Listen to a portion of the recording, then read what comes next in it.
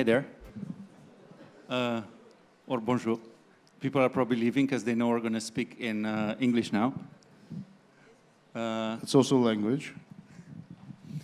All right, so let's start by introducing ourselves, and then we're gonna talk about what's happening in startups and the digital environment in the eastern part of Europe. Yeah, there's something in the east. You know, east is the part where the sun comes out, and actually there is a lot which happens there. And I will start just showing a little bit of my country, which is Russia. Russia is in newspapers now. Most of it is in very bad.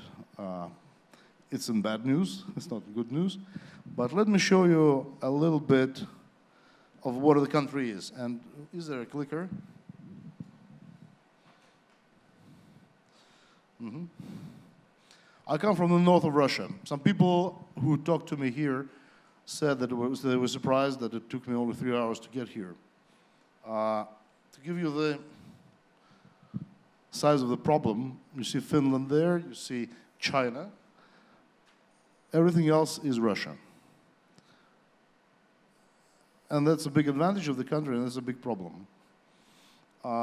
Be more specific, I'm coming from this St. Petersburg, which is the most European city in the country. It's close to Helsinki. It's much closer to Helsinki than to Moscow. And Moscow for us is much less friendly than Helsinki. We're closer to Helsinki spiritually too. We're close to Stockholm, Tallinn. So this is called the 60th latitude. And in fact, if you read books about the conquest of Alaska, about the gold rush in Alaska, it's the same latitude, latitude 60. So we're fairly up north. But it's a very good city. It's a very beautiful place, full of palaces, full of very nice buildings. This museum is second to Le Louvre in the size of collection. It has 8 million pieces of art. Just a very good rainy day in St. Pete. The landmark of St. Petersburg, the bridges over the Neva River, which go up to let the ships go. And some lines also. But not only it has many interesting landmarks, the city has 60 plus universities. The total number of students there is over 500,000. It's a huge intellectual potential. And this is our main asset, actually. The brains, very good Russian brains, with very good technical education. And just one more slide, I want to show you, and I will be done with the slides, in fact. I want to show you one interesting thing. There is this international contest in programming, which takes place every year. And typically, the winner is one of two universities from St. Petersburg. So Stanford is somewhere in the fourth place. It says something about the quality. And that's for the beginning. Now I give floor to Adrian. Thanks. So my name is Adrian. I founded and I'm the editor of 150sec.com. We are a media publication. I don't have slides, so I'm just going to tell you about it. We're a media publication, and we cover Central and Eastern Europe. We don't cover Russia. We don't cover like the Eurasian part of Eastern Europe, but we cover the rest of the countries. It's like more than 17, 18 countries in the region, each with their own language. So the region is very fragmented. And what we do is, with the help of more than 20 contributors, we try to bring all the essential news of tech and startups in the region in English, so that everyone in the region can learn about what's going on there, what's interesting, what are the startups, what are the investments, what are the exit opportunities, who are the main actors and angel investors and main co-working spaces and accelerators. both for people in the region, but also for people in Western Europe and the US who would like to learn more and to understand more that region of Europe. It's, after all, it's leaving Russia aside, it's a region that has more than 150 million inhabitants. So it's a pretty huge market, but because it's so fragmented, it's pretty hard to crack. And if you have the right insight and the right local knowledge, that may be a very good business opportunity for a lot of startups and companies, whether from the US or from Western Europe, to go there and scale. But that's not the only advantage of the region, right? Yeah, actually, I can tell you that one of the things I know about Romania's innovation system is that lots of Israeli startups in biomedical do clinical in Romania because it's very high quality but cheaper. Yeah, I'm originally from Romania, but as I said, like we have contributors all over the region. Now, I have a question. Do you know any of like post-Soviet, Russian, Belarusian, Ukrainian startups which were successful? No? Do you play tanks? World of Tanks? Warhammer, that's Belarus. Magic Jack in the US, 10th in the size internet provider, is coming from St. Petersburg. There's lots of stories. Yeah, a Masquerade that was sold to Facebook also came from a hackathon. Right. and recently there's a Transferwise, which is pretty much kind of like the first unicorn, the first plus $1 billion company that also came from Eastern Europe. So there's a lot of interesting stuff happening. The opportunities are big because there's so much technical talent in the region, so many good quality developers, a lot of outsourcing companies, but also many companies that are starting to develop their own products. So we're very good with that. Unfortunately, what we lack is the business and sales and growth expertise. Yeah. In Russia, it's always a problem because somehow either we fence ourselves or somebody else does it. So we have to do everything on our own. We're lucky enough to enjoy a huge pile of money from oil, and that brings a different venture situation than different from the region you describe, because we have about 250 venture funds in the country. The total amount of venture investment in Russia, I think, in 2014 was about $31 billion. And this grew in 4 years from 20 million to $31 billion in 4 years. Now it fell by 1/2 because lots of venture funds from Russia now are looking at the startups elsewhere. They look at Israel, and actually they're looking at your region too. They're looking at anything which might be brought to California and developed in the US market. But still there is a lot of money. And actually Russian investors welcome good projects, good startups from elsewhere. Just recently, we had a fairly big roadshow from Israel. And out of 7 projects which were pitching there, 2 got investment. It was round A, it was not just seed. So the rest of Eastern Europe has a different problem with funding, as in there are not enough venture capital funds and not enough accelerators. We're still in a stage where we try to grow the local startup ecosystem. As an example, Poland is probably the most advanced country in the whole region. They have more than 30 VCs that are active. Most of them are running on public money. So they are pretty much focused on the Polish market, but there's a lot of opportunity there. Technical talent is very good also in Poland, but also in Ukraine, which is like probably the biggest one, challenged by Belarus recently, the biggest pool of technical people that are working in outsourcing or partnering directly with Western Europe and American companies.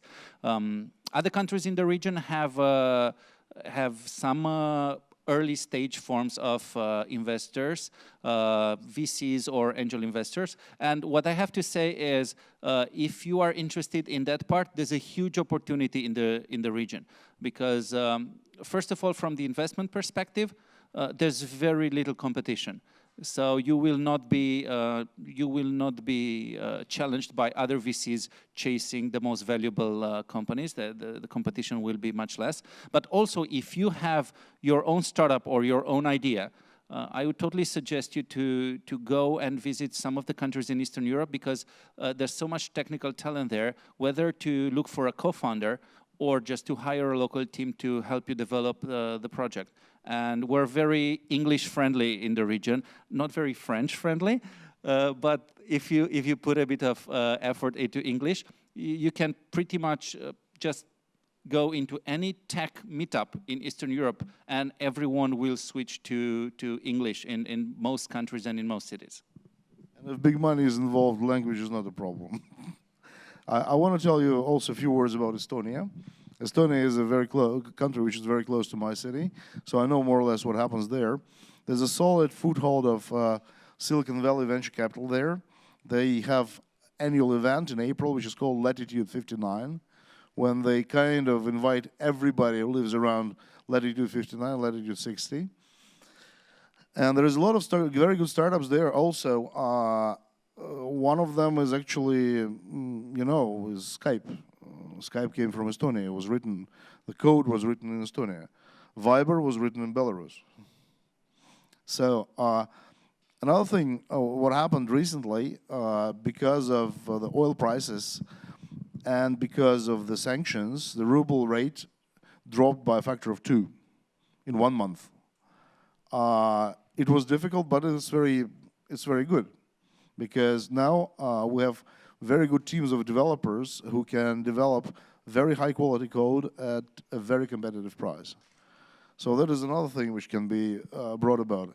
In the city of St. Petersburg, if we talk about people graduating with a master's in software engineering and in software in coding, I would probably put this number around 10,000 people every year. And it's a huge resource. So come and get them. Also from an incubator and accelerator perspective, there are a few projects available in the region, but a common thing for many of the startups that originate in Eastern Europe is to quickly incorporate in London or in US, because it's so much easier to get access to international clients. So unlike other countries in Western Europe like France, Germany, Spain, and Italy, you will see a lot of Eastern European startups that are actually UK-registered companies, because you can just do everything online. One of the things that's worth mentioning here, because you talked about Estonia, is maybe you heard of it or maybe you didn't. Estonia is the first country that has e-citizenship. Like, you can actually apply online to be an e-citizen, and you get an e-residence.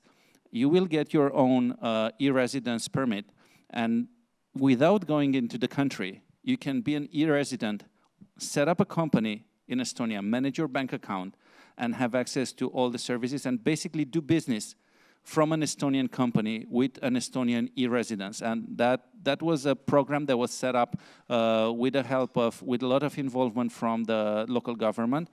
And basically, the technology that powers the government of Estonia is far more advanced than many of the countries in Western Europe. And do you know why? There's a reason to it, very interesting reason. Estonia was very late to adopt a law about personal data. And so they did this e-government before, and then they adopted a law about personal data. Had they done it in the other order, they would not be it would not be so easy to implement all the things they've done. So I know this because my Finnish friends from venture capital just told me that story. But anyway, Estonia is really very advanced, and it's #1 in the world in terms of electronic government. You don't see government officials at all. You don't see them. You can do anything. You can buy property, sell property, you can register with different public things without ever seeing a single government official, which is nice. I mean, I'm not very fond of Russian government officials, and I'm not very prone to seeing them every day. another interesting thing. I mean, we're advertising the region, and if you have any questions, feel free to ask. But I have a question for the people here. Let's have an example. How much do you think you should pay a month for a 1 megabyte unlimited connection to internet? Fiber optic connection to your apartment, 1 megabyte, 1 gigabyte. What's the price per month that you think it would be reasonable?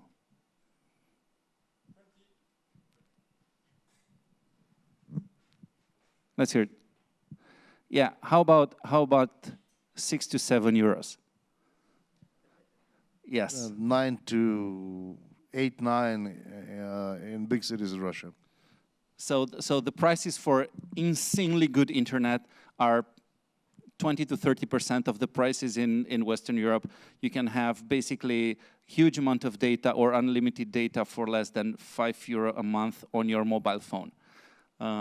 So it's from this perspective, it's pretty good. Whenever we have people coming from Western Europe speaking at events or setting up companies there, they just can't believe the internet speed. And like to make like a joke here, we do need that internet speed because we do pirate a lot of stuff. That's true. And I want to tell you another story about Belarus. What is the image of Belarus in a typical Belarusian, a typical like Western newspaper? It's a relatively small but very totalitarian state with a crazy president, right? Whatever you read about Belarus is about Mr. Lukashenko. But Mr. Lukashenko, in terms of what we discuss here, did an incredible thing. By law, by the presidential decree, if you're a software designer, no matter where you are, you're offshore. No taxes. No taxes. Not only profit taxes, you have very little personal tax, income tax, it's 9%, and that's it. You don't have sales tax, you don't have income tax. If you build a building for your company, for 3 years or 4 years, you're tax-free for the property tax. It happened about 4 years ago, if I remember correctly. In 1 month, 20,000 Belarusian software developers, out of 20,000 Belarusian software developers, 15 went up afloat, because before they were working from homes in some other jurisdictions doing offshore outsourced development. And now it's the fastest growing software house in Europe. Adrian? Another interesting thing, for example, in Romania, if you want to hire developers, like if you set up a local company and you hire local developers, they don't pay taxes on the salaries. Like you don't pay taxes on developer salaries. In Moldova, for example, they just passed a new law. And if you set up a technological business, you pay a flat tax, which I think it's 7% on your business. And that's it. And you need to set up your business in a virtual incubator that the government is setting up in the next few months. So in a lot of the countries, you will find local legislation that is very, very friendly to setting up technological businesses. And there's a lot of the technical talent is still yet involved in outsourcing. There are big outsourcing houses. But most of the local developers are very interested in entrepreneurship and launching startups and doing startups. However, as I said before, we have a lack of people with expertise in sales, in business development, in the growth stage of a startup. We're learning, but we're a bit behind that. So what I've seen, a lot of success cases come when Western entrepreneurs with domain expertise or with business expertise come to Eastern Europe, set up a company there, find a technical co-founder, and grow the technical business somewhere in Eastern Europe and the business and sales part somewhere in Western Europe. And if we look at a lot of the investments and exits that happened in the region, you will see those companies because they leverage something very important. They are very cost effective in producing very high quality technology. And you can see that throughout the region. That's absolutely true. There are a few cases where purely Russian startups came global, like Kaspersky or like Parallels. But in principle, what you say, it's a typical mechanism for Russians and Ukrainians. They find somebody, find a biz dev in California, and then incorporate in the US, in Delaware, go to California. And then the developers stay home, because this year, for the first time, the average salary in Russia is less than in China, which is important because it was much higher, but it dropped 2 times. So you're absolutely right. Business development in our countries is a low level of understanding how it works, actually comes from our legacy of communist Soviet past. 30 years ago, in my country, entrepreneurship was a criminal offense. So you might understand the attitudes of people who are over 50. Well, I'm over 50, but I'm a bit different. So people who are over 50 were brought up in understanding that entrepreneurship is something criminal, dirty, and unworthy of doing.